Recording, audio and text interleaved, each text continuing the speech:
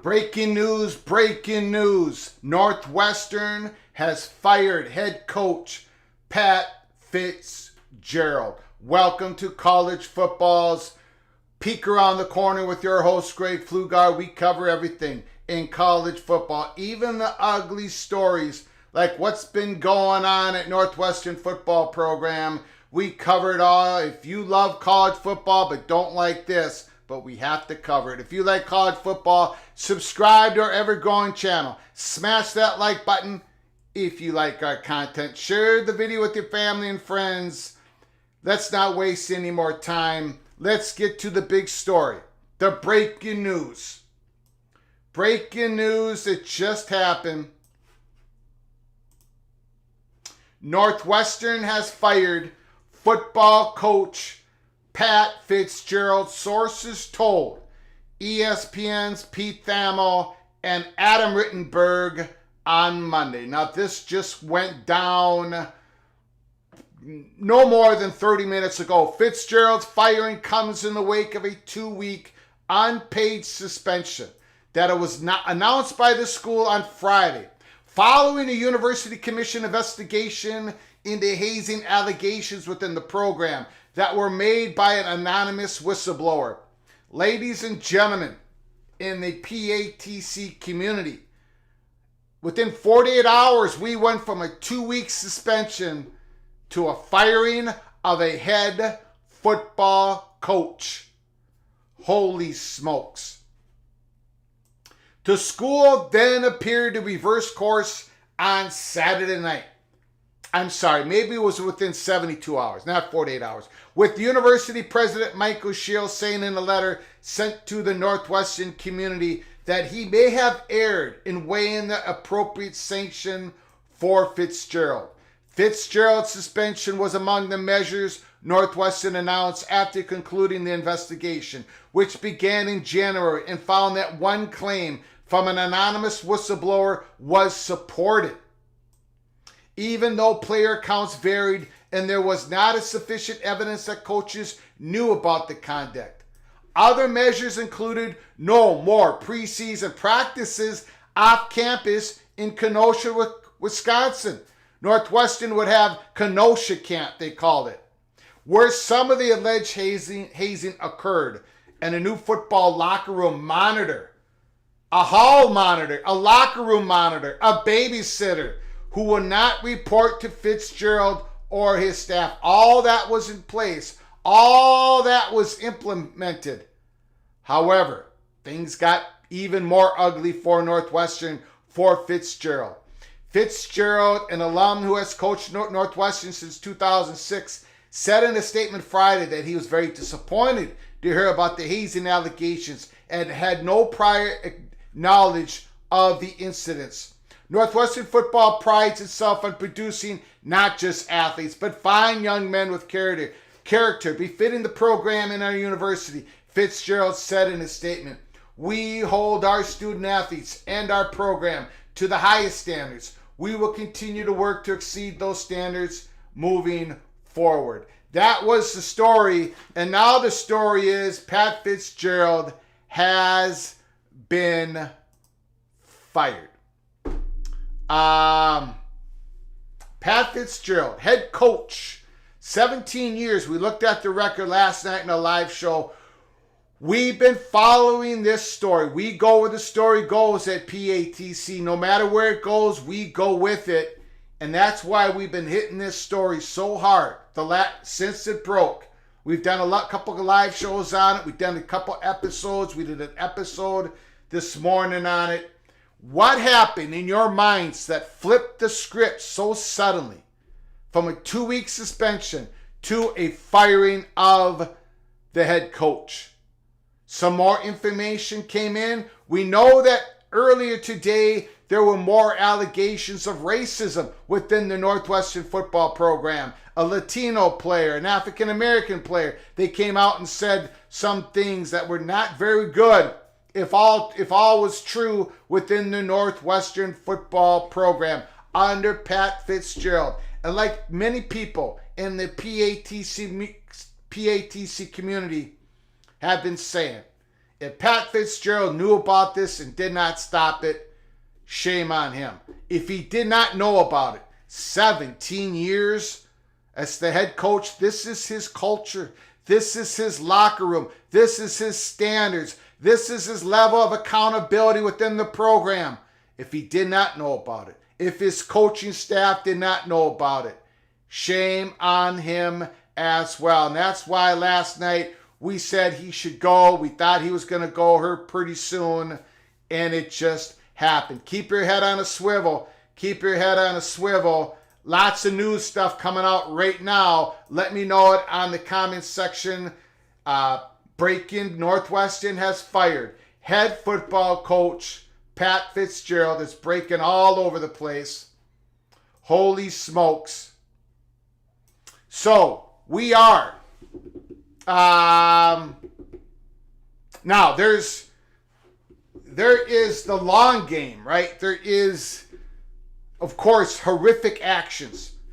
Some bad things happen. We might not know, of course we don't know all of them. This is just a breaking story, a developing story. We're going to learn more of what's going on at the Northwestern football program under Pat Fitzgerald. We have the long game story to this. What's going to happen with Northwestern? They're definitely going to have to clean house. But the long term, and then we have the short term story.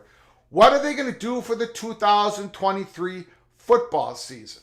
They got to clean house. They've got to bring in a whole new coaching staff.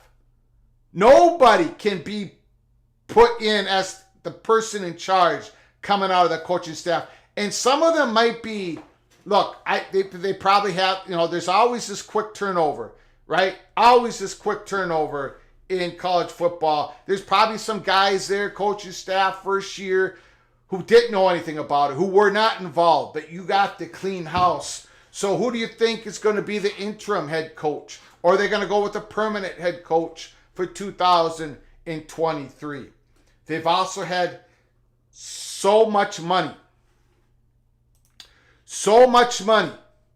coming through in that program. Millions and millions and millions of dollars of donor money. They built that beautiful athletic football practice field. They're building a new football field. hundreds of millions of dollars. Is that going to keep flowing in to the coffers at Northwestern? I got to believe that one of the reasons why the script was flipped so fast from a 2-week suspension to a firing of the head coach, donor or donors, the money perch, got on the phone,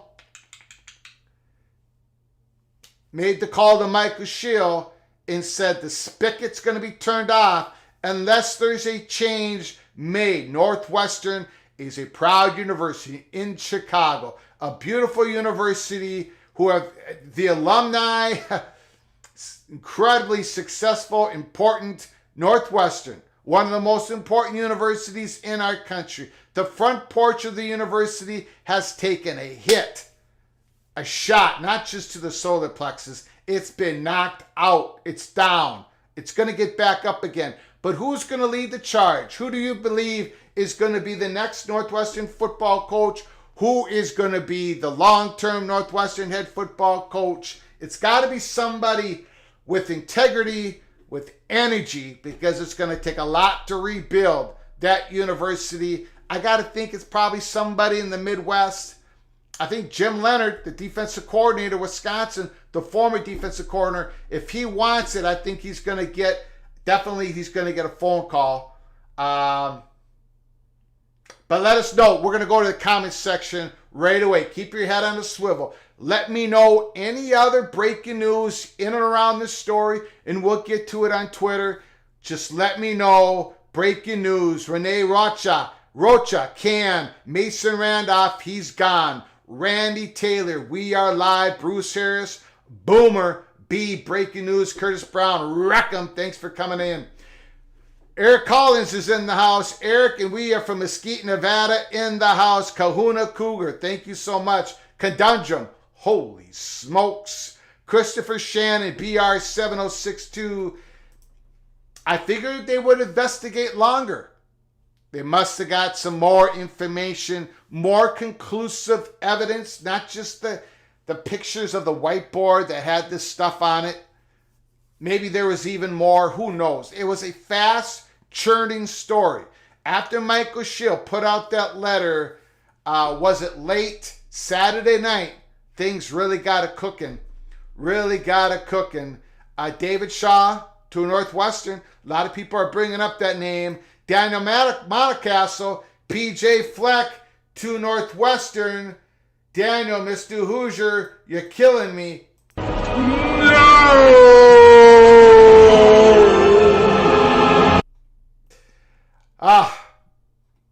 Okay. Bobby Petrino's flying into Windy City for an interview.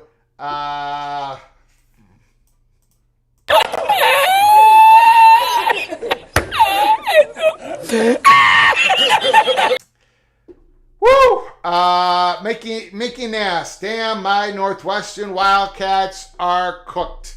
They are down and out. They got to get back up. Who's going to bring them up? Jared Jones, Mr. Buckeye. Whoa. No, that's not going to happen. Conundrum, PJ Fleck rowing the purple boats on Lake Michigan. That can't happen. It's not going to happen. Peek around the corner will not allow it to happen. Look, you got to think that it's going to be an interim. We're July 10th. And what makes this, I get it. There's a big story here. There's a story of sexual assault. There's a story of racism. There's a lot of bad stuff in this story. And we've talked about it. We've read the article. We've gone into the details. And we're going to continue to do so.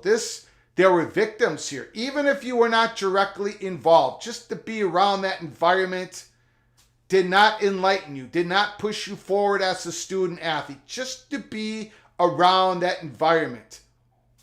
But this is a college football YouTube channel. So we're going to talk about the changes to the college football head coach, the coaching staff. It's July 10th. And if you can't, you have to, whoever you bring in as the head coach has to have a Rolodex, has to have an iPhone worth a whole bunch of names that you can hire for coaching staff. I don't know who that name is. Maybe somebody in the PATC community. Is it Shaw? Is it Shaw? Does he have a bunch of names that he can fill out a coaching staff like that? Because they're going to be playing football here in 7 Saturdays from now.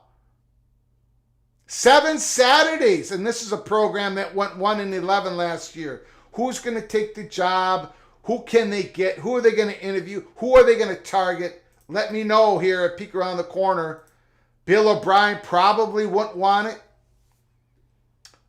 Scott Geyer says this is bad to the Penn State level.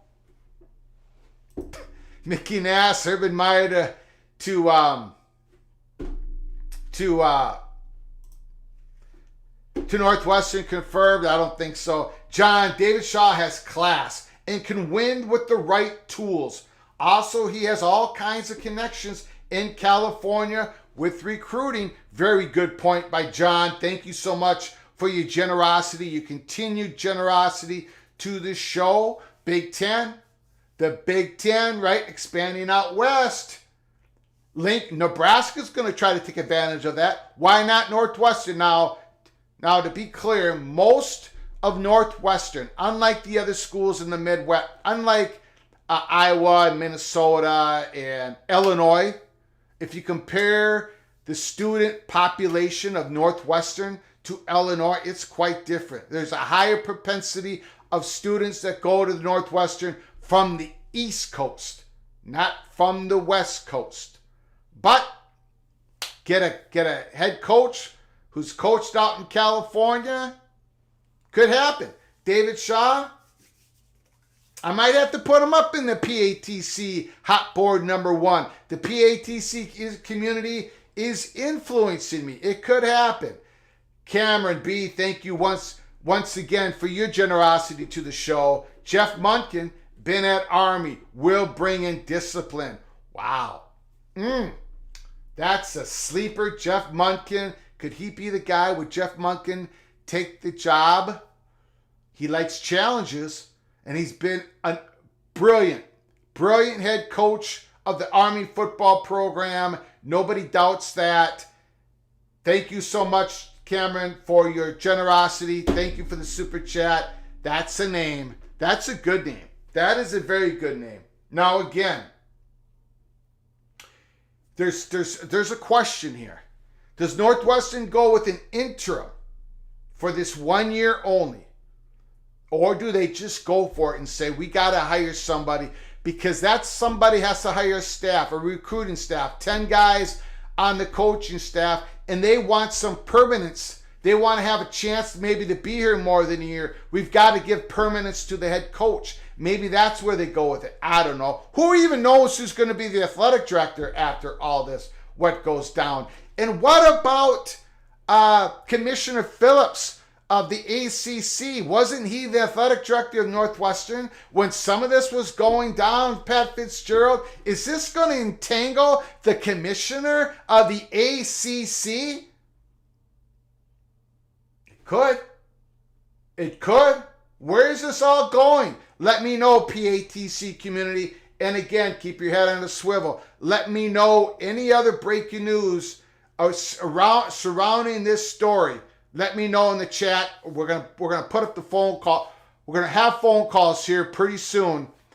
James Hester, Lance Leipold, would he leave Kansas right now for the Northwestern job? I don't think so. I do not think so.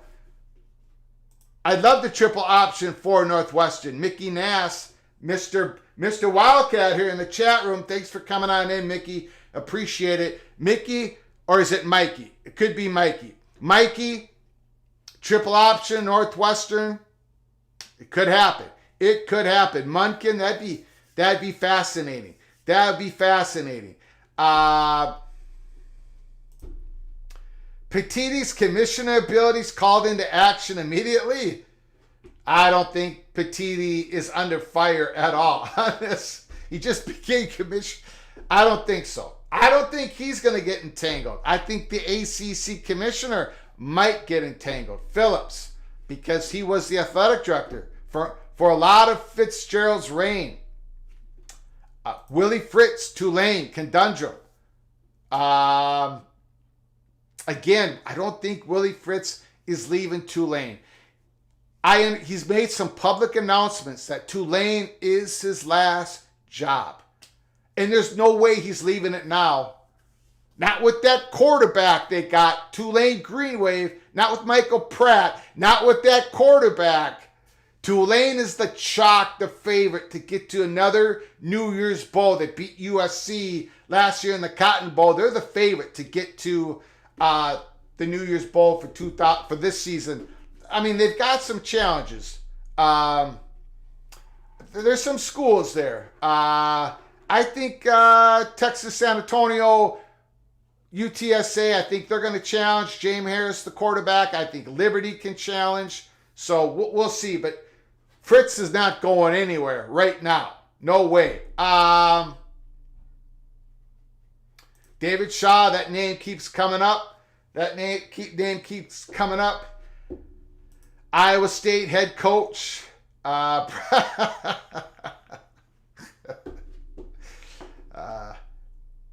You're killing me. Daniel, you're killing me. Brian Kelly is already working on his Chicago accent. I got family that lives in Chicago. Now, I have a strange accent. I get that. I know that. I understand that. But there is a Chicago accent. We say, I think what we in Minnesota, we say pillow. We put our head on a pillow. They say pelo. I don't know. It's kind of weird. Anyways, that's a good one, Daniel. Ooh, Les Miles is available. I don't think so.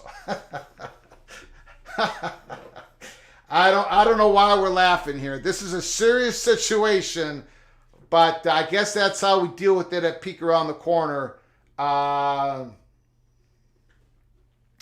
Les Miles will not be getting the call. I don't think so either. Nick Saban and Northwestern, not happening.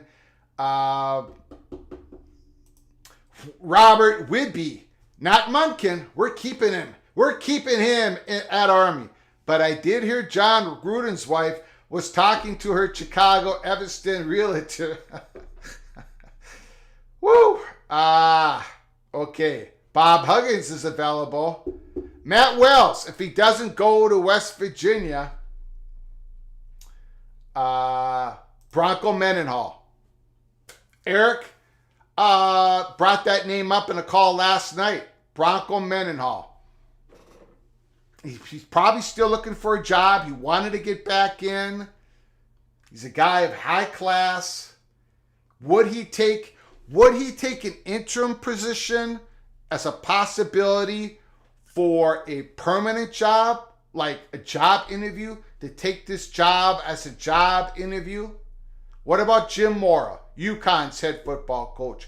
Would he take this job right now if they gave him a 4 or 5 year contract? Would Jim Mora take the Northwestern job right now within the next week if they gave him a 4 or 5 year contract? $5 million a year. Yes? No? Put it in the comments section right now.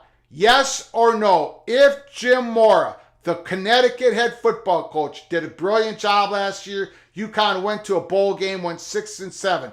If Northwestern offered Jim Mora $25 million for 5 years, 25 for 5 years, would Jim Mora take the job? Yes or no? Give me a Y or a no. Conundrum says yes. Kyle says no. Sean says yes. Kevin Pryor said Mora would definitely take the deal and go to Northwestern. Vulture says no. Peterson says no. Pryor says yes. Christopher Shannon says no. Wow, we're at about a, let's see, 3, 4. We're at about a 50-50 split. 50-50 split. Jeff Traylor. I mean, UTSA, first year in the American Athletic Conference. And they're about the number, they're not the chalk, but they're right there behind Tulane. UTSA's got the best quarterback they've ever had in the program. They're two-time reigning defending, well, they're not defending the Conference USA Championship anymore, but they're going on the greener pastures or in the AAC. I don't see Jeff Traylor leaving at this time. It's July 10th. It's July 10th. If it was January going into the next year, yes, Jeff Traylor might be a candidate, although he'll probably want to stick around in Texas, but maybe he would be interested. But July 10th, Jamie Chadwell of Liberty. No, there's no way, because Jamie Chadwell I shouldn't say no way. But he hasn't coached one game at Liberty yet. I don't see it. John, David Shaw lets the university distance itself from issues of race. Let's not ignore this black guy. No pun intended. John, thank you once again for the super chat. Yes, the race issue is just popping up. It hasn't been totally developed yet in the story, but we're going to be keeping track of it. Great point, John. Great point once again. Now, David Shaw, regardless of the color of his skin, would be a fantastic candidate for the head football coach at Northwestern. He knows how it is to be a head football coach of a program with incredible high academic standards. Now, obviously here, at least as of late, the other standards at Northwestern did not match the academic standards, right? Definitely did not. Nick M. Jeff Traylor would be a great character guy to clean house at Northwestern, but he's a Texas guy, and I believe he wants to stay in Texas. I've heard the same thing. I think you're correct. Let me check here. 1 second. Let me check something. I've been kind of notified of something. Give me a second. Moore would probably go if given a 5-year, $25 million. Again, that's just a...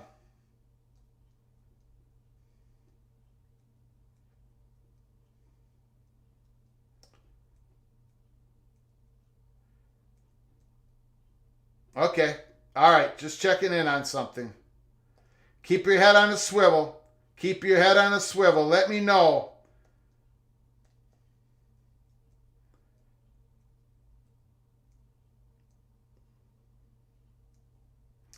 Fitzgerald was in the second year of a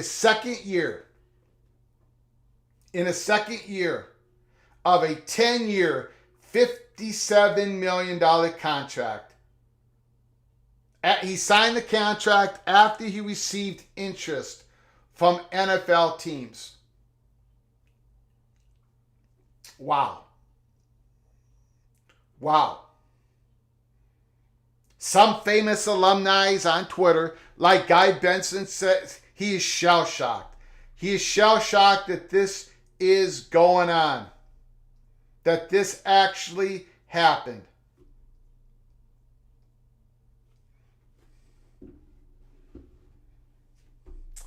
Wow. Brady Hoke returns to the Big Ten. Our Webb. Oh, man. Woo! Putting salt in the wounds here at San Diego State. Brady Hoke returns to Northwestern. Would Brady Hoke take the job? Would he take the job? For $25 million for 5 years. Yes or no? Yes or no? Y or N? Put it in the comments section. Would Brady Hoke leave the San Diego State Aztec job to become their Northwestern head football coach? Y or N? Let me know. The other one was 50-50 on Jim Mora. Condungeon says no. James Hester says no. Coy says no. A lot of no's. It looks like the nose has it. According to PATC community, Brady Hoke is staying where he is. Got a couple yeses from Vulture and Winby and Mac and John. Has his own issues at San Diego State. Monavision is in the house. Monavision said He said last night he expected this to happen quickly. Gotta let Fitzgerald go. There was a whole lot of smoke. There's some fire in that. ESPN, they received some pictures of the whiteboard. Other players have coming out and saying they are confirming that whiteboard had been there for a long time. How can that whiteboard be in the middle of the locker room? With those terms that they used in around this were the running players. And I don't mean they're running players as they're running them. They're running players as in sexual assault. Those terms that they used around this evil game that they were playing, they had it up on the whiteboard, and the whiteboard had been in the locker room for a very long time. Pictures were captured, sent to ESPN, and players are coming out and confirming that. How can a head coach walking through that locker room, and I know he's not in there daily, he's probably not even there weekly, but come on. Somebody in the coaching staff didn't look at the whiteboard and say, hello, what is this? This does not conform to Northwestern standards. This is not what we teach in our young men as student athletes. This is not this was a house of cards that finally blew down at Northwestern. Let's get back. Monovision as head coach. That would be something. A lot of Monovision's head coach here. If Mora left UConn, would that affect their potential move to the Big 12? No, I don't think so. I think there's legit interest from Yormark for UConn that has nothing to do with Jim Mora. I think the interest would still be there. James Hester, question. Do they fire the entire coaching and clean house, the entire coaching staff? They have to. Even if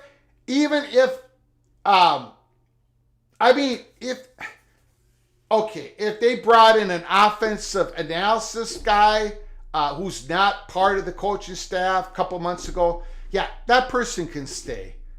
But if you're the running backs coach, the wide receiver coach, the linebacker coach, the defensive coordinator, offensive coordinator, you got to be out of there.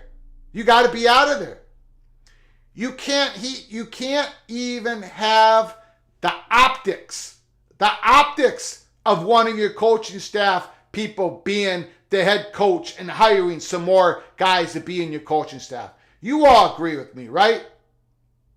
Right? The optics alone, we got to get to the phone calls. People have to set me straight if I'm way too far out on a beam. Ryan Fitzgerald, a legendary linebacker of the Northwestern Wildcats, a very successful coach on the field, has been fired by Northwestern. We're going to get to your phone calls right now. We can talk about Northwestern. We can talk about anything you want to talk about in college football. I know there was some other news today. I can't quite think of it right now because of this massive story. Let's get to your phone calls. Let's not waste any more time. Bam. 763-260-1333. 763-260-1333. Give us a call here. Peek around the corner. Pat Fitzgerald, 17-year head coach. This is not a guy who just came in onto the scene. He's been there forever. Fired. Call from JB. JB is in the house. Ooh, I want to know what he's thinking. Who do you think is going to be the new interim or head coach at Northwestern? What do you think went down here at Northwestern? Greg, I would have no idea. But I have plenty of thoughts on other parts of this. And I'm probably talking louder than normal because Kyle V wanted me to talk louder, so I'm going to talk louder. Okay. In my years of college sports, 40-plus years, the biggest fear for coaches and staff is the stuff that you don't know. and you can't cover everything. It's impossible. There's no way. You can't do it. I don't care what you people say, what you people out there think. You can't. You can talk to young people. You can educate young people.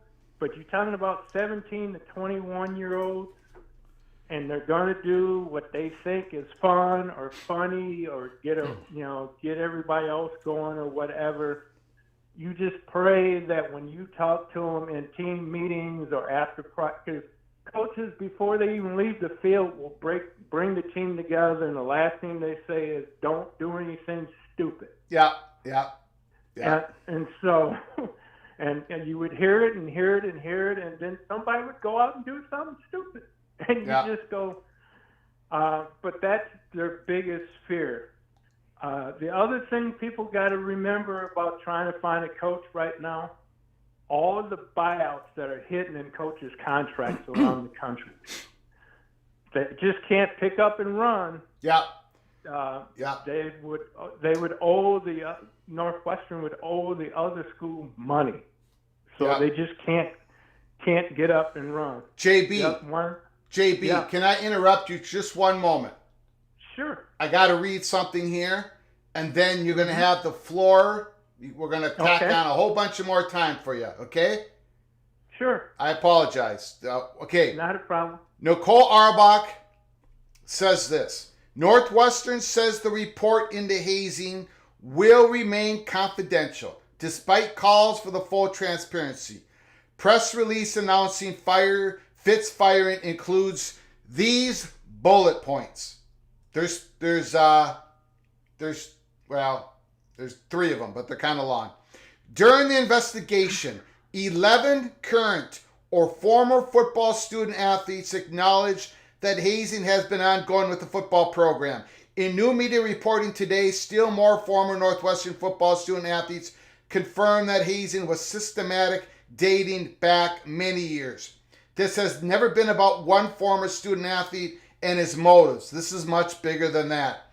The hazing included forced participation, nudity, sexualized acts of a degrading nature, in clear violation of Northwestern policies and values. I'm grateful that, to my knowledge, no students suffered physical injury as a result of these behaviors. But, there's more than... Anyways, while some student athletes believe the hazing was in jest and not harmful, others views it as causing significant harm with long-term consequences. JB, the floor is yours again. I just wanted to get that out there. That was just released. Well, the reason why they can say that no information will be released is they're a private school. They don't have to. Yeah. So remember that also. Some other things. Whoever they look at to hire will be the opposite of Pat Fitzgerald as a coach. And the other thing is, will not have a speck of dirt connected with him. So I know people are having fun listing rule breakers and whatnot in the chat. But this person is going to be so squeaky clean you won't believe it. The other thing that will happen, an internal audit will happen. Believe me, I've gone through so many. I've gone through at least 5 internal audits at our favorite school, Greg. And JB. And all it does is give a chance to air out stuff, but then for the poor people who are behind, it just makes your life harder because now you have more rules and regulations to do your job in. JB, let me bring up one name. Let me bring up one possible name as a replacement to be the new head football coach at Northwestern. And you know the name I'm thinking of. Come on. You know the name. Mason? Who? Clint Mason? No. You're close. No, it's not going to be. It's not going to be PJ. So don't worry about it. No, it's not going to be PJ. But you're close. I don't know who you think. Not Brewster, but Oh, Jerry Kill. Jerry Kill, New Mexico State. Yeah, but I'm still saying there may not be a buyout down there, though. Oh, it wouldn't be and if it is a buyout, it's $200,000. Yeah. Something really cheap. Jerry has heavy ties to the state of Illinois. Oh, absolutely. So, what was he head coach at Illinois? Well, he was athletic director at he was Southern Illinois. Coach, right. He was coach at Southern Illinois. He was coach at another school at Illinois. He's got heavy ties there. And when he was a head coach at Minnesota, he recruited very well at Illinois. Right. And so has PJ Fleck. But I don't know. Other things, Greg, real quick. Yeah. The 2-week suspension was a placeholder to allow them time to do more investigating. Okay. I know everybody wanted to jump the gun to fire him, but at that time they had one person speaking out, and you got to be careful for that, because if you fire him with that and you find out that person was lying, now you're liable to get your butt sued for the whole of his contract. Yeah. All the things you got to worry about is he being fired with cause or without cause? Because if he's being fired with cause, then there's going to be a court fight, because Northwestern's not going to try to pay him. If they fire him without cause, then there was a settlement already probably made up and signed by the school and Coach Fitzgerald. Because he's got a long contract. That contract, man, it's right. 8 more years. Couple of other things before I get out of here, Greg. Yep. The former AD has got to be sweating. The guy at the ACC. Yep. People got to understand, most people don't know this, again, because Northwestern's a private school, but when they get their cut of Big Ten money, the school takes it. It doesn't go to the athletic department. Yeah. The school takes it. The budgets are already set for each team, and then they will they run a zero budget from there. They spend the money that's set in their budget. And last thing, as somebody who did this a lot, head coaches don't go in locker rooms. Assistant coaches do. Yeah. And people who spend even more time in there are equipment people like myself and athletic trainers. So I feel kind of sad that one of them didn't speak up earlier. Yeah. With that, I think I covered everything on my page. Greg. Got it. Thanks for hearing me out. Thank you, JB. Appreciate it. Great call. Fantastic. Thank you. You got it.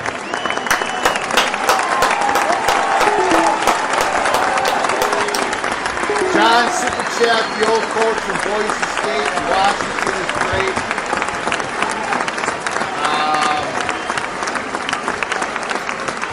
I'm having a hard time thinking of the coach. What's the coach that went to Auburn and just did do too well? 2 years there. I forget his name. Call from Eric. Eric, the floor is yours. Hey, how's it going, guys? Good. Going good. Breaking news. Pat Fitzgerald fired, head coach, Northwestern Wildcats. It sure is breaking news. I'll tell you what, me and Rollentry are sitting here watching it, and Rollentry wanted me to let you know as far as the situation goes, the fish rots from the head down. So yeah. She says clean house, fumigate, go in there with a hose and spray the whole thing down. Yes, she's right. She's correct. Before I speak about who's going to replace and stuff, I just want to speak for a moment from the heart, because I'm angry about how serious this really is. The good thing in our society is that the good thing we can take from it is all the people that immediately knew this was wrong and said this is unacceptable. This is not the way we behave in our society. Yeah. This is not the kind of conduct that we accept. But the bad part of this is this is still going on in our society. And you ask what pushed it over the top. The earlier stuff was bad, but then when you add in the racism, and the one gentleman said one of the biggest worries is about, players behaving badly. The problem is, apparently, if true, there was coaches behaving badly directly, because there was the racist quotes that came out today in the article were direct quotes from assistant coaches, were mostly stories and jokes and things that assistant coaches said. So it wasn't just players acting badly. The head coaches set a tone where that kind of behavior, and apparently saying racist things, they felt comfortable enough to do it. Even his assistant coaches, they wouldn't have felt comfortable enough to do it if the whole head coach hadn't set a culture and an environment that made them feel comfortable to do it. And speaking as someone, me and my wife are in I don't know exactly how they feel, but I have some idea how they feel. Me and my wife are in an interracial marriage. She's African American. She's from the Deep South. We've experienced racism in our town here and there. It's a 95% white small town. We've experienced racism, so it's real, and we know it's hurtful. But let's remember that 95% of the people out there are raising up and saying this is wrong. Yeah. This is acceptable. We're not going to accept it. And by the way, this report, I'm 100% confident will go public, even though it's a private university. And the reason I say that is some of these acts, if true, were not just wrong, they were criminal acts. The Attorney General should get this report, and there should be criminal charges of sexual assault if some of these things are true, because some of the things described are not just hazings or pranks. Some of these things are actual crimes. And so this well may end up in the court, and I almost guarantee you, if nothing else, there'll be civil lawsuits. So if it goes to court, then some of this stuff, including that report, will probably be made public. And now that the king has been taken off his throne and his staff has been removed, you are going to see a deluge of information come out, because I guarantee you a lot of people are holding back who were scared to say anything because the head coach was still there and his staff was still there. But now that they're gone, I'll bet you a lot more people feel free to speak and will come out, and you're going to hear story after story after story. And I wouldn't be surprised if this goes to the courts. There's going to be civil, at the very least, probably civil suits. The sad thing is the people responsible probably won't pay the civil suits. It'll be the taxpayers, and they may not be, but there should be criminal charges if this stuff is true. And I really think David Shaw is a great guy. He would be a good pick as far as, running a clean program and stuff. But let's be honest, he didn't just retire at Stanford. People I know told me he was basically told to retire, or they might push him out the door. Yeah. Have you looked at his record the last 5, 6, 7 years?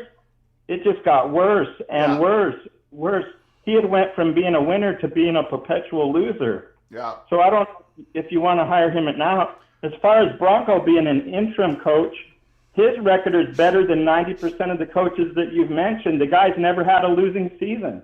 He has almost a 70% win percentage, and he's won as a head coach in a P5 program that never won. And he took over BYU when they needed a coach to take over during a scandal. Yeah. He took over at a school that has not only high academic standards, but has an honor code with no premarital sex, no alcohol, and so on, and managed to win. So I really think he will be interviewed. I'm not saying he's going to get the job, but I don't see why he would need to be an interim coach. I knew he quit the one time, but like the guy you met, Mr. Kill from New Mexico, it's not his fault. He has had health problems, but he's had to leave several jobs also. Yeah. In the middle of the season because of health issues. So I think, and you don't have to worry about PJ Fleck. He's not going anywhere because that would be a neutral step or a down step. Yeah. I don't see why he would leave Minnesota. I don't think PJ Fleck's not going to leave, but he's not going to leave for Northwestern. But I understand people from the outside kind of mentioning that because PJ Fleck's mom and dad, his family, Illinois. He grew up in Illinois. He played high school in Illinois. That's one of the reasons why he recruits so well in Illinois. Irish Catholic, or at least a Catholic family in Illinois. So I understand why some people bring up PJ Fleck's name on that. It's definitely not going to, PJ Fleck's not going to leave on July 10th to go to Northwestern to leave Minnesota. He's just not going to do that. But I understand why people bring up the name. Not just to give me a little bit of an elbow shot, but I do understand the logic to that. Oh, he's a great coach. I like him myself. I just think that, like you, it would be a step down or a neutral step. Yeah. I think they need somebody who has head coaching experience. This is not the time for somebody for on-the-job training. Yeah. And one of the other big assets about Bronco is, hey, he's available, and he even got to come from another school. I'm not saying he's going to get the job, but I'm saying he'll be interviewed, in my opinion. But overall, I just hope that there are consequences for this besides him just being fired. I do think that there needs to be, if these allegations are true, the assistant coaches all need to be fired too, and people need to be brought up on charges. And frankly, any of the student athletes that were doing the hazing, they need to be also cut from the team and lose their scholarship. Yeah. All right. Thanks, Eric. You have a blessed and great show. Thank you. Great call. Great phone call. Thank you so much. You're welcome. A lot of great comments. A lot of great comments in the comments section. Greg, do players get the free transfer now since the coach is fired? Yes. Go Black for 45. Yes, they do. According to the rules, yes, they do. So, now it's it's a difficult time to transfer as a student athlete. Call from Coach Monovision.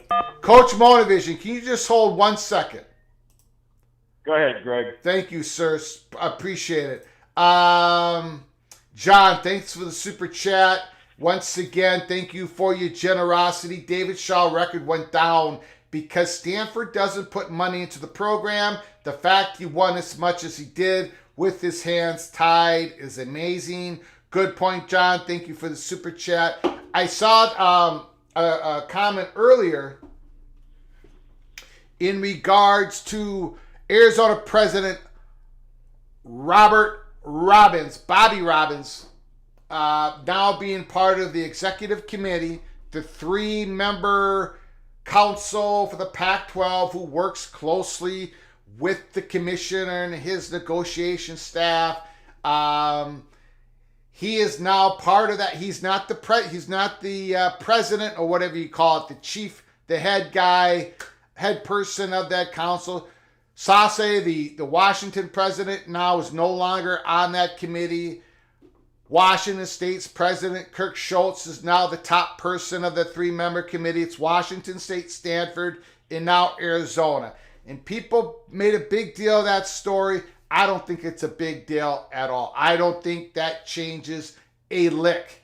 I don't. I think the only thing that sort of changes is Arizona President Robbins might see the real numbers a little bit before the other presidents do, if they ever get real numbers. But that's it. They've been negotiating with potential media partners for a year. So far, they've got nothing. Maybe they've gotten something in the last 48 hours, but it's been a complete, utter disaster. And now, just because Robbins has moved up into this executive thing, it doesn't change a thing. And keep in mind, when USC was secretly talking to the Big Ten in the spring of 2022, secretly, except we knew it here at PATC, when they were secretly talking to the Big Ten in the early spring of 2022, their president, Carol Folt, was on that exact same committee. So no, it's not a sign of anything. It's not a sign that Arizona is going to stick more to the Pac-12 or go to the Big 12 more. It's not an indication of anything. That's our strongly held opinion at Peek Around the Corner. Monovision, the floor is yours. Thanks for your patience. I appreciate it. Oh, no problem, Greg. Just wanted to touch base on the Northwestern stuff. It's like I said on Saturday's show, the evidence is going to keep piling up. Yeah, you And did. You saw it today. Great call. With the racism that is coming out of there, racism from coaches, and those coaches report to Pat Fitzgerald. Yes, sir. I would also disagree with JB that offensive coaches and, position coaches are in the locker room. They're the ones writing on that whiteboard. So those guys are directly under Pat Fitzgerald. They'd have to report to him. At the end of the day, you have to take it as the buck stops here. If you're the head coach and there's something wrong in your program, ultimately that responsibility lies on you. It's true you can't protect kids from doing stupid things, but you have to have some control when they're doing stupid things within your locker room or your practice facilities or the athletic center. That falls on the head coach regardless. Yeah. Yeah, that whiteboard thing is bothering a lot of people. For that to be, head coach doesn't go in the locker room that often, but they do go in there sometimes, right? Right. They do. Right. I seen PJ Fleck celebrate with his team. That whiteboard's been there for a long time, and to have those phrases on that whiteboard, that doesn't work. Yeah. I mean, there's no way you walk by something that says naked bear crawls, naked center, QB snap, and you don't stop and go, hey, guys, what's this? Yeah. What is this crap? I think the racism thing is a lot more damaging, especially if coaches are being threatened with being fired if they don't cut their hair a certain way. Yeah. But then again, I think this brings me back to, I still think the best replacement is David Shaw. Okay. You have to get, and JB did make a good point, you have to get away from somebody, they got to be the exact opposite of Pat Fitzgerald. And I think David Shaw is that, regardless of his race. He ran a tight ship at Stanford. No issues were coming out of that program. He won at a high level. David Shaw is still the winningest coach at Stanford. Won at a high level, competed in the Year 6 bowls, did as much as he could with as little as he had. He ultimately resigned from the program because they didn't want to put any more towards football. Northwestern has shown a willingness to put towards football. I mean, they gave Pat Fitzgerald a 10-year, $57 million contract. Yeah. So it's pretty clear that they're willing to put some money. I mean, they're not going to lay out Ohio State or Michigan money, but they're going to lay out much better than Stanford. So the question becomes, I think if you're Northwestern, I think the first call you make is to David Shaw and say, if you want the job, it's yours, but let us know in X number of hours, because if not, we'll have to look elsewhere. But I think it's his job to turn down. I really do. Wow. You're calling the shot. Wow. Yeah, he's of the coaches available who aren't currently connected with a team, who have head coaching experience, who could assemble a staff right away. Nothing against Bronco Mendenhall. I like Bronco Mendenhall, but I think David Shaw fits more of Northwestern's criteria than any other candidate. I think that would be. I mean, if Northwestern can salvage any public relations out of this, hiring someone like David Shaw would be a slam dunk hire. Just my 2 cents. I might be wrong. They might end up picking up Jim Leonard or holding over somebody who's an analyst. But right now, I think after the termination, the president and the AD have to be on the phone with David Shaw's agent. David Shaw seeing if they can't get something worked out there. And if you've got to give him a 5-year guaranteed contract, give him the 5-year guaranteed contract. Because even if he only gets you to 500 at Northwestern, that's a fee. Oh, yeah. That's a fee. Yes. And, with the money that's coming into the Big Ten, it'd be great to have a coach like David Shaw within the conference. He's just a stand-up human being. I really can't say enough kind things about David Shaw and what he's been able to pull off over at Stanford. Yes, sir. Yes, sir. But that I will respectfully decline the head coaching position at Northwestern, which I was never officially offered, in favor of David Shaw. Got it. Beautiful. All right. Thank you, sir. Thanks, Greg. Great call.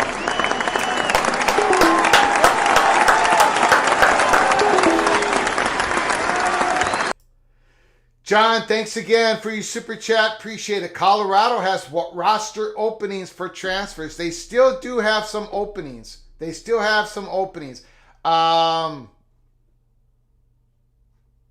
is a linebacker at Northwestern. There is a very, very good linebacker. Bryce Gallagher. Hold on. Call from Steve, Cincinnati Bearcat. Can you just hold 1 second? Sure. I want to finish my thought. It's a very selfish thought. It's a very selfish golden gopher thought. But Bryce Gallagher, very good linebacker, Northwestern. Very good linebacker. I think he's a junior, senior this year. Proven commodity. Very good linebacker. Probably the best defensive player on the team coming back next year. Gophers were really weak on linebackers. Oh, man, we are thin. PJ Fleck, if he hops in the transfer portal, give this cat a call. Bryce Gallagher. Let's go. All right, Steve. The floor is yours, good sir. Well, from what we know from all the media reports, things look like they're playing out the way they should. Yeah. Hopefully, in the end, justice is done with everybody involved. Yes, sir. With that being said, David Shaw, all the way. The guy is of impeccable character. He didn't forget how to coach football the last 3 or 4 years, regardless of what his record is. I think he checks every box that Northwestern would have as far as hiring a new coach. I believe that he's a slam dunk if he would be willing to take the job. Do you think he would be willing? I know you know, none of us probably know him, but did he give any inclinations when he left Stanford that he would get back into the game with these young men that I know he loved to be the head coach when he was at Stanford, but did he have any inclinations? Did he give any hints that he would love it one day to get back into it? Well, I didn't do the research I should regarding that, but I don't know the answer either. So maybe someone in the chat or so forth can do some research. But I think he did take a job with someone. I don't know why. I think I read that he's on an advisory board or something regarding football, but I could be totally wrong there. But yeah, I think he would. I think he would look at this as a challenge. You're building from the ground up now, basically, Greg. You're going to hire a new coaching staff. How many players are going to leave? There's going to be absolutely no pressure on you. As Monovision mentioned, they'll give him Big Ten salary money. Oh yeah, they built a beautiful practice facility. Yeah. They want to refurbish the stadium. So there is an investment there that may draw him in more. But on the next subject, I disagree with you a little bit regarding the Pac-10 situation with Class A. resigning from her advisory board post. To me, there's three reasons why you change jobs. You decide to on your own, you are asked to resign, or you are told to resign, or you get relieved of your duties. I think it was an automatic turnover, though. I think it's scheduled. Sure? I think it's scheduled in. Okay. I think it officially happened July 1st. Really? All right. Yes. I missed that part. Then. Yeah. Then I'm totally off base with what I just said. No problem. But it'll be interesting to see, because she's been as silent as George. She's been as silent as George, and it'll be interesting to see if Robbins is as silent as those two were.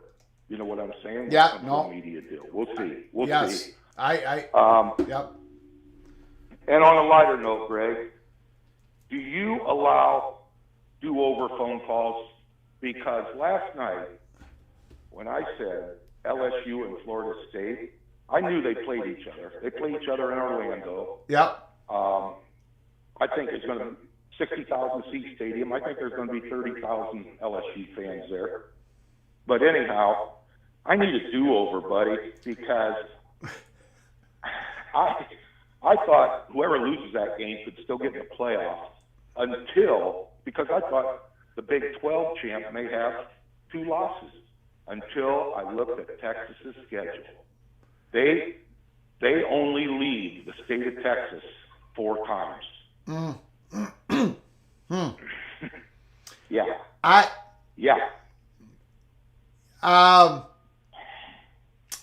I know the big ones. I know the big ones in Tuscaloosa. I get that. Yeah. I think they get tripped up though in the Big 12, don't you? I mean, I've got them winning the Big 12, but I can't get them into the playoffs. I don't know. The more I look at it and the more I think about it with Sark and Ewers both going into their second year together, and if Ewers stays healthy, and I know they lost Bijan, I know they lost some people. Yeah. But when you get to stay in Texas for 8 out of your 12 games, yeah, and you have the talent, they've got talent. I don't know. But I just begging you for a do-over because I want to put Texas instead of Florida State. But anyhow, got it. You can have as many do-over phone calls as you want. I take so many do-over takes. I'm Greg the Cooler. I wish I could take back almost all my bets but plays against the spread last year, but I can't. So, yes, you can have a do-over call. Okay, I appreciate it. All right, anyhow, everybody say a prayer for everything that's going on Northwestern, and hoping it works out okay. Thanks, Greg. Talk to you. Yes, sir. Thank you, sir.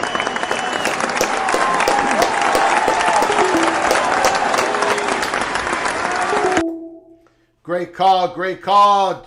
JB, Monovision, I said assistant coaches, equipment staff, training staff are in the locker room. Greg, UCPJ and game day locker room celebration you have never seen in the practice or day-to-day locker room. True, very true. One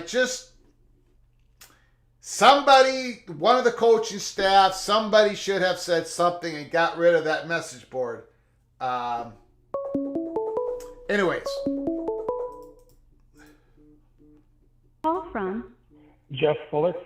Jeff Fuller, thanks for calling in, sir. The floor is yours. What do you got to say, good sir? Hey, Greg. Great to talk to you. I think we're all saddened that you have to have a emergency podcast, emergency show tonight and other nights with the revelations that have come. And yes, I'm glad these things will stop and that hopefully they can move forward in a better position and some old bad evil traditions can just be wiped out. And hopefully it's a lesson to stuff that maybe happened in other places. You never know some of the things that are tolerated. and just, so many people look the other way or just hide things. It's hard to imagine how these things can be hidden for so long in today's society. But moving forward, I agree with some others that there are some names that come to the forefront. David Shaw, again, Stanford, I think he got frustrated at Stanford, just, that not just NIL, but I think the biggest thing is the transfer portal. And I think it'd be a similar thing at Northwestern.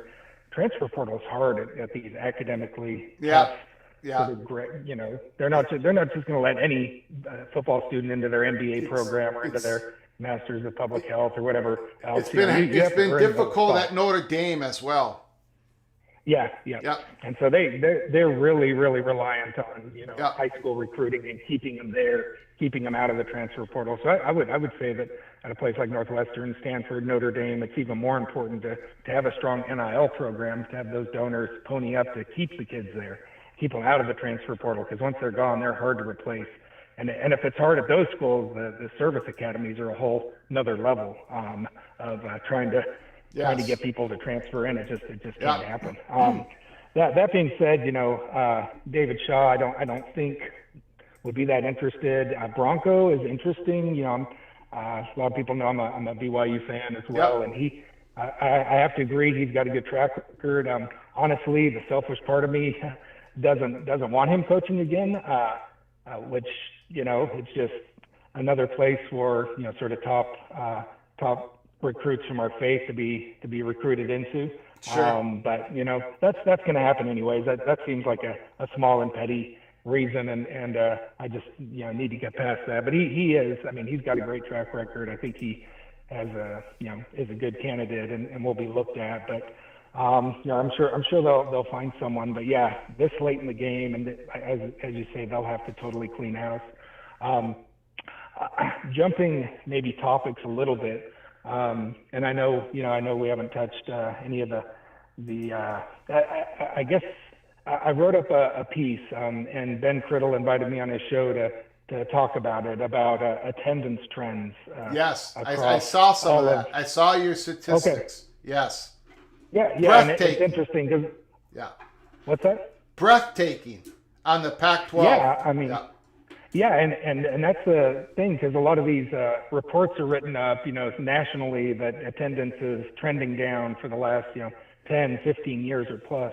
I looked from 2012 up to 2022, and yes, there was a decline of about a little over 6% nationally in football attendance in all of FBS. But if you look at that, over half of that is directly the result of the Pac-12. Or excuse me, that was just P5, looking at the P5 programs. Yeah. Over half of the decline among P5 programs came from one conference of 12 teams. And so, some people say, well, that's just, COVID related. I reran the numbers up until 2019 before anyone had heard the word COVID. Yeah. And, I'd love to hear your opinion on that. The Big Ten was maybe down a little bit before COVID popped up a little bit back, but it was on a downward trend. Yes, maybe it more was. Than the others. Yeah. It was really the SEC and the Big 12 that were just rock solid and actually higher, in some areas, both before and after COVID than back in 2012. Do you think that plays any value in media contracts? Do you think media executives look at that as sort of a surrogate for fan engagement or just trajectory of the programs and the conferences? Yeah, what do you think? Yes. I mean, yes, with the attendance figures, but even more with the number of eyeballs on for the networks. It's about the number of eyeballs on the product, right? Sometimes those two don't correlate, and when it comes to the Pac-12, it definitely has. Pac-12 football doesn't watch, Pac-12 country doesn't watch Pac-12 football. They just don't. Yeah. Not the same way the Big 12 does, the Big 10 does, the SEC does. It just doesn't happen. So the attendant numbers have dropped. That's hurt the pocketbook somewhat of the Pac-12. Fan engagement is down, but it's the eyeballs that is really down. People watching the product of the Pac-12 within Pac-12 country. And I think the networks, I mean, Jeff, you know this, the network's interest, the major traditional linear companies' interest in a one region Pac-12, one region conference in the Pacific Coast, they don't have much interest in that anymore because they see the numbers that you have shown the public, right? They see it, and they can't get advertisers to it. They can't make the margins aren't there anymore for them. We're in a media recession. A lot of those Pac-12 schools are really good. They're all great schools, but when it comes to athletics, big-time brands would be valuable elsewhere. But Pac-12 country doesn't watch Pac-12 football. And if you take it another step, Jeff, the one conference out of the Power Five that shouldn't be gambling on a heavy streaming deal is the Pac-12, because the Pac-12 needs the eyeballs of the Midwest, of the East to get on their product, because Pac-12 country doesn't watch Pac-12 football in the same way the other regions watch their stuff. That's the one conference that shouldn't gamble first on a heavy streaming deal. And if that's the direction they're heading, I don't think everyone's going to remain in the conference. Yeah, I think there's definitely something to that. And if the lessons learned over the last decade with Larry Scott and the Pac-12 network are any indication, relying on, Pac-12 country and Pac-12 fan bases to, demand your product, whether it's on different providers, Dish or whatever other cable providers, the distribution of Pac-12 network, I think, is only 15 million, just, a fraction, a quarter or a third of the other conference networks at this point. But yes. And it's interesting you mentioned the handicap of being a regional conference. The Pac-12 sort of locked mostly into the West Coast and a little bit in the Mountain Time Zone. We've got another very regional conference called the SEC. Yes. Yes, they benefit from being in larger population areas, but it's not just that. I think we know those stadiums are full. Those fans, the SEC gets made fun of for saying it just means more, but it does. I mean, in contrast to the Pac, obviously, but even I live in Tuscaloosa. I see that people are just crazy. You got Harvey Updike who poisons Toomer's Corner, the trees at Toomer's Corner over the rivalry, and it's just legendary what a lot of things happen. Paul Feinbaum's show, they're people who just live and die this, and there's great fans everywhere. But it's just like it's fans on steroids. It's other conferences on steroids in the SEC. A Tennessee Volunteer fan in Nashville, Tennessee, is going to turn on to watch Auburn versus Florida. They're going to watch the game. SEC country watches SEC football. The problem with the Pac-12 is, the problem with the Pac-12 is a California Bear fan who might go to a couple of games a year, University of California. If Oregon is playing Colorado later in the day, they're just not going to watch it. They're not watching the games out there. And that's what's hurting them when it comes to their negotiations right now. All those numbers that you cite, Jeff, is hurting the conference. Yeah, well, I appreciate it, and you do a great job covering all these things. I know you get accused by some of having a certain agenda or angle, and the way I see it, I think you like to talk about it, you like to discuss it, and like you say, you follow what the reports are, and you have some people who are keeping maybe a little glimpse beyond what a lot of us see, but like you say, you're not the McMurphy, you're not the Samuel who are going to break these stories and are going to, be the story or be, integrated in the story. But I think we just appreciate a place to talk about it, and just, good luck to you and your family, and, enjoy this great summer.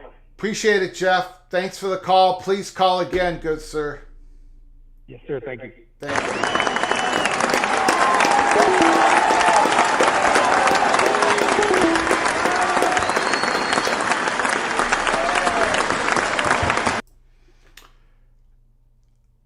Great call by Jeff. Yeah, if you go to his Twitter account, I don't know what it is right now, Jeff Fuller. He put out some amazing statistics on the decline of viewership in Pac-12 football, Pac-12 sports. It's pretty breathtaking and all that stuff. I'm sorry, not in viewership, but in football attendance. All that stuff is hurting the conference in their negotiations going on right now. So, if you're new to the channel, if you're new to Peek Around the Corner at this time, please subscribe to our channel. This is the way you get notified of our upcoming shows. Go to Flug Empire, go to our account and follow us at Flug Empire. You see it on the bottom of the screen right now. We give everybody a little bit of a heads up. We don't know when we're coming on next. Breaking news, we come on as quick as possible, just like we did tonight. Keep your head on a swivel. We are how many days away? 11 days away to the Pac-12 Media Days. Heavy drama. George Kliavkoff is going to have to speak. He's going to have to speak. He's going to have to talk about the Pac-12 media. The presidents want answers. But we're going to close it up tonight. I have a busy night here at home. But I had to get on here to do a breaking news live show. Coach Pat Fitzgerald is gone, fired. Now, what happens with his 10-year contract, I do not know. But we're going to be following the story closely on who the new interim and new permanent head coach is going to be. The coaching staff, they're going to get around. PATC community has coalesced itself around the candidacy of David Shaw. PATC community is saying David Shaw should be the new head football coach of Northwestern. Stick with us here at Peek Around the Corner as we follow this story and so many others. We're 7 Saturdays away. We're 7 Saturdays away. We're 7 Saturdays away from college football 2023. Until next time. From all of us at PATC to all of you, please, you all take great care of each other. Thank you so very much.